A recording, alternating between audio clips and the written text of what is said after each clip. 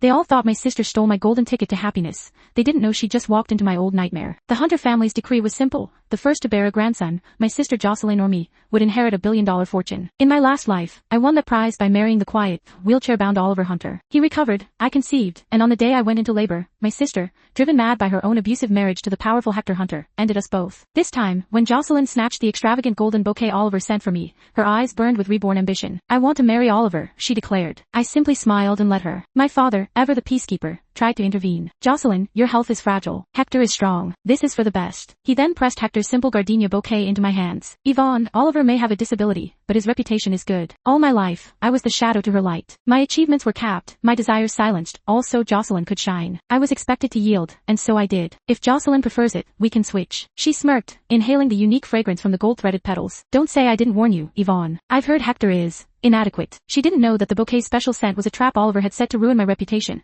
a trap I had barely escaped before. On my wedding night, I was not led to a bridal suite but thrown into a chamber filled with my new husband's jeering friends. Let's see what she looks like, one shouted as a man who was not Hector reached for my veil with a lewd grin. This was their game, a public humiliation orchestrated by the infamous playboy I was now bound to. But I was not the timid girl from my past life. I moved faster, unveiling myself with one hand while using the other to make sure he would never forget the consequence of underestimating me, leaving a mark that couldn't be hidden. The room fell into a stunned silence, broken only by a slow, mocking applause from the doorway. There stood Hector, a woman draped in his arms, a playful smile dancing on his lips. Quite ruthless, aren't you? He drawled, his eyes assessing me with newfound interest. He was every bit the arrogant aristocrat I remembered. Ignoring his companion and his condescending tone, I met his gaze directly. Hector, how about we make a deal? He laughed. You, what could you possibly offer? My voice was steady as I revealed my hand. I can fix your most private weakness, the one that shatters a powerful man's pride. His smile vanished. He dismissed everyone, and the moment the door closed, his hand was around my throat, his eyes promising a permanent silence. I clawed at his grip, forcing out the words that would save my life. 3 days. Give me 3 days to prove it. He agreed. But 3 days later, on the day of the traditional family visit,